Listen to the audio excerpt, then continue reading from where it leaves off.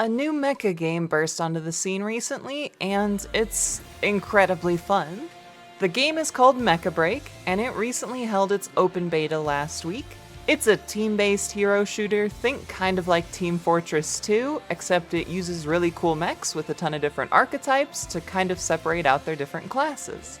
I have a lot of really good things to say about this game. I enjoyed playing the beta a ton, and I'm very excited to share all of my experiences with y'all. So first off, the game has a pretty cool character creator. You create your pilot that pilots all of the different mecha, or strikers as they're called, and it's pretty in-depth. There's a lot of cool sliders, you can make the butt huge, it's a good character creator. Moving on to the mechs themselves, there's a lot of really cool designs. I don't really have time to go over all of them, but let's kind of hit the broad strokes of what the different strikers are. There's support ones, there's heavy ones, there's fast ones that are melee focused, and there's a handful of general purpose mid-range strikers. The support suits I call them suits, they're strikers, I'm gonna probably say that a lot. The support strikers in this game focus around healing and defense, which you could probably glean. The heavy strikers are more focused on area lockdown. They often have a ability that will kind of plant them in place and allow them to shoot missiles or guns from a really long distance away at the cost of being completely stationary. A couple of the melee suits, like the Panther or the Welkin, are focused on getting in, and in the Panther's case, just chasing down an enemy, or in Welkin's case, locking them in a little box where you can spin your axe around and kill them. There's also really cool transforming suits that let you transform into a flight mode, which is really cool. It lets you fly around the map and do kind of bombardment or hit and run style attacks, and they do a decent amount of damage at the cost of being a little squishy. There's also the sniper strikers, which snipe. One focuses on a kind of camo-based system, and the other one focuses on kind of a heavier, just stay in the air kind of a fighting style.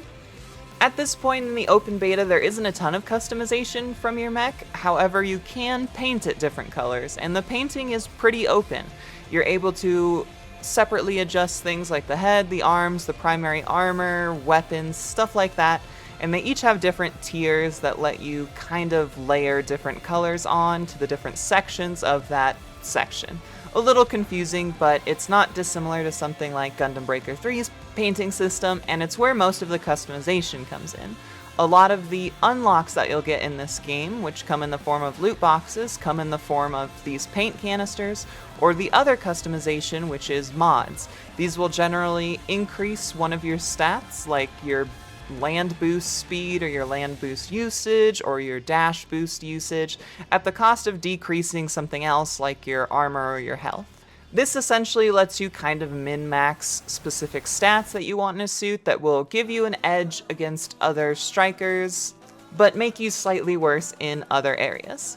The gameplay itself in the open beta revolved around 5 different maps that were randomly selected from the matchmaking playlist that had a variety of different objectives. Some were cart pushing, some were zone capture, some were kind of an elimination kind of a deal.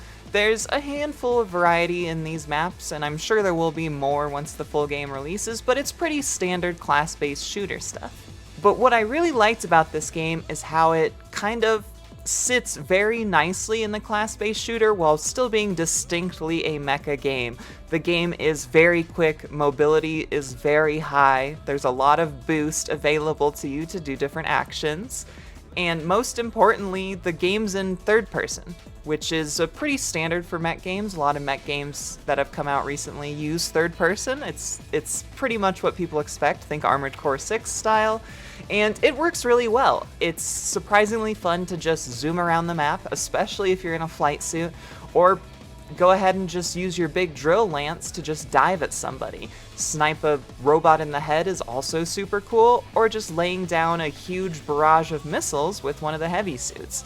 The game feels really, really good. All of the strikers feel incredibly unique. I'm super excited to see where this game goes. My personal favorite in this entire open beta was the Panther. This is the one I mentioned earlier that uses the lance. The Panther in particular was really cool because you charge up your lance to get a nice little lunge, and it also has the ability of a secondary weapon you can swap between, which is either a shield or another shorter range melee weapon. It's pretty much just go in and do as much damage as you can, and it also has an active shield, and its other ability increases its boost and the meter on its shield. So overall, it's very synergistic for a style of just getting in and chasing, very reminiscent of something like Scout from Team Fortress 2. Balance-wise, the game is a little difficult to gauge. I only got to play maybe 12 hours in the beta, maybe a little bit more. And while I enjoyed my time, I don't think that was long enough for me to get a super good glean on what is considered overpowered. I think some of the heavy suits, especially on the payload capture maps, are especially strong because their weakness of being stationary doesn't really matter when you can just sit on the objective, but that's kind of the nature of the push cart maps. Other things like the flying suits definitely had maps that were well suited for them, like the big open desert area, and other maps that maybe weren't as useful. It definitely seemed like all the strikers shined or didn't shine in different areas on different maps, which I think is a pretty good way for the game to be balanced. However, there were a few standouts that were incredibly strong. One of the support suits, the Panaka, was pretty much capable of doing everything. Its DPS was incredibly high, being able to shred even heavy strikers, and its healing was great, coupled with the fact that it also gets a wall that it can drop down that you typically would use as cover, but if it drops down on an enemy, it does a lot of damage, and so it basically became a heavy mech breaker, doing a ton of damage and a ton of healing. I think if there's one particular striker that was a little overtuned, it would be that one. But otherwise, I think the balance was pretty good. The only other frustrating thing is there's one suit that's kind of like your mid-range classic striker that has multiple lives. So it has an armored up form, and then when it loses all its health, it goes into like a baby form. Think a Exia repair style. And then you get one extra life to bring in your heavy suit again, which allows you to once again go into the baby form. After you lose your heavy armor form twice, you don't get a third one, but it's a little frustrating to have to kill this suit effectively 4 times.